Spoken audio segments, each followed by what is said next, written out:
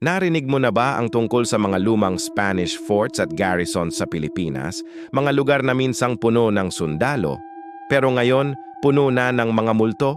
Sa mga lumang muog tulad ng Fort Santiago sa Intramuros at mga ruins sa Visayas at Mindanao, may mga kwento ng mga sundalong Espanyol at bilanggong Pilipino na hindi raw tuluyang nakaalis.